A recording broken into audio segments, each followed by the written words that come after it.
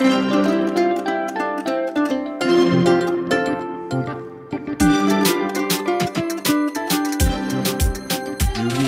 외환시장 이야기. 안녕하세요. 유기입니다. 잘들 지내시죠? 휴가도 끝나고 이젠 정말 열심히 일할 수밖에 없군요. 8월 18일 외환시장 이야기 시작해 보겠습니다.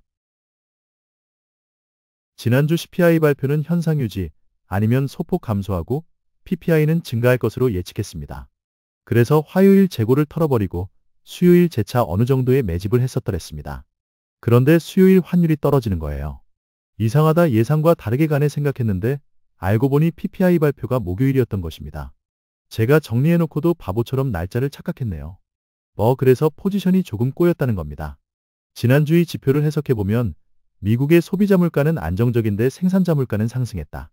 이는 결국 관세 증가에 대한 물가 상승분을 기업들이 끌어안고 감내하고 있다. 트럼프가 무서워 판매 가격에 물가 상승분을 더하지 못하고 기업들이 인내하고 있는 것 아닌가 생각하게 합니다. 관세 이전에 재고 물량을 많이 확보해 놓아서 아직 관세 증가분만큼의 물가 상승을 반영하지 않았다는 예측도 가능하지만 영리 추구를 목적으로 하는 기업이 그렇게 소비자를 배려할 리 없다는 것이 개인적인 생각입니다. 예상대로 화요일 저녁 미국의 소비자 물가는 예상치를 크게 벗어나지 않는 수치에서 발표되었습니다. 이로 인해 안정적인 물가에 대한 생각으로 9월 0.25% 금리 인하에 대한 기대감이 98%까지 상승하게 되었고, 당연 금리 차이가 줄어들 것에 대한 기대감에 환율은 움직였습니다. 일본과 미국의 금리 차이가 감소하면 당연히 일본에서 미국으로 투자한 자금의 금리 수익이 줄어드니 자금은 다시 일본으로 돌아올 것이라는 기대감으로 엔화는 강세를 보였습니다. 148엔대 후반에서 146엔대 초반까지 하락한 것입니다. 이에 원화 역시 따라서 움직이는 모습을 보였습니다. 그러나 목요일 저녁 미국의 생산자 물가가 크게 상승한 모습으로 발표되자 재차 미국 금리에 대한 기대감은 사라지고 달러는 강세의 모습을 보였습니다. 생산자 물가가 높아지니 당연히 금리를 내리기 힘들 것이라는 예상으로 전환하게 된 것입니다. 하루 이틀 사이에 이렇게나 쉽게 들썩거리다니 미국 시장도 그만큼 불안하다는 것일 겁니다. 금요일 소매 판매는 일부 민감 품목을 제외하면 전월보다 소폭 증가한 것으로 나타나면서 시장의 예상치를 크게 벗어나지 않았습니다. 당연히 소비를 줄였을 것으로 예상했는데 생각보다 소비는 튼튼하게 받쳐주고 있는 것으로 보여집니다. 하지만 향후 기대 인플레이션이 조금씩 상승하는 결과를 보여주고 있어 역시 파월은 여전히 금리 인하를 주저하면서 물가를 좀 더 지켜보겠다는 원론적인 이야기를 할 수밖에 없을 것이고, 결국은 트럼프와 파월의 갈등이 혼란을 불러올 전망입니다. 주말 뉴스로 푸틴과 트럼프의 회담은 성공적이었다고 발표되고 있지만 실질적인 내용은 나오지 않고 있습니다. 결국은 러시아와의 모종의 협의를 해둔 상태에서 우크라이나가 테이블로 나와서 받아들여라는 형식이 되지 않을까 생각합니다. 크림반도와 돈바스 지역 등 일부 지역을 러시아에게 주고 우크라이나는 그 위쪽을 가져가는 모습이 사전 이야기되고 있다고 전해지고 있는데, 우크라이나는 알맹이 다 내주고 껍데기만 가지라는 협상에 동의하지 않을 것으로 보여집니다. 18일 백악관에서 젤렌스키 대통령과의 양자 회담이 있다니 한번 봐야겠습니다. 앞전과 같은 설전의 난투극이 재현되지 않을까 우려스럽기도 합니다. 어찌되었든 지정학적 리스크 해소에 대한 기대감이 증가해 달러는 약세의 모습을 보였습니다. 이번 주 주요 경제지표 발표 일정표입니다.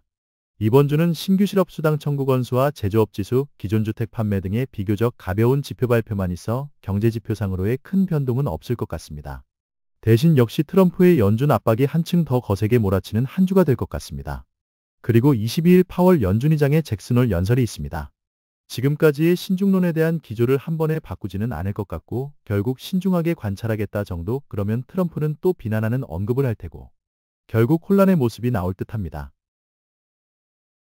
결국 서두에서 언급했던 기업들이 원가 상승분을 감내하고 있는 것이 어느 정도의 시점이 지나면 한계치가 온다. 결국 한 번에 터지면 미국 경제에 큰 타격으로 작용할 수 있는 시한폭탄이 될 수 있겠다 생각되기도 합니다. 금리 인하 시점까지 버텼다가 연준이 결국 트럼프의 압박에 금리를 내리면 그때 기업들은 물가 인상이라는 폭탄을 터뜨리고 미국 시장은 달러가 빠져나가는 모습이 나타나 경제는 침체되는 모습으로 나타나지 않을까 예상해 봅니다. 엔화는 강세로 움직이겠지만 원화는 동반 강세의 움직임을 보이지 않고 이번에는 반대로 상승하는 모습으로 1,400원대를 도전해 볼 수 있겠다 생각해 봅니다. 왜냐하면 엔화나 유로화만큼 안전자산이 아니기 때문입니다. 물론 미국의 금리 인하 시점이니까 9월 17일 이후의 모습이겠네요. 항상 보면 제가 생각하는 게 조금 빠른 경향이 있더라고요. 단기적으로는 역시 트럼프의 발언 그리고 파월과의 대립, 반도체 등 일부 품목의 관세율 조정 그리고 트럼프 젤렌스키의 협상 등을 이번 주에는 주목해야겠습니다. 최근의 범위는 1380원에서 1390원 사이를 주로 움직이는 것 같습니다. 이상으로 8월 18일 6위의 외환시장 이야기 마치겠습니다. 밤에는 좀 선선해진 것 같긴 한데 낮에는 여전히 후덥지근합니다. 건강관리 잘 하시고요. 국지성 폭우가 우리나라뿐 아니라 전 세계적으로도 문제가 되고 있습니다.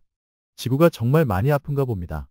우리 스스로가 지구를 위해 작은 것부터 실천해야겠습니다. 가장 쉬운 분리수거부터 잘 해봐야겠습니다. 그럼 다음 주 8월 25일 인사드리겠습니다.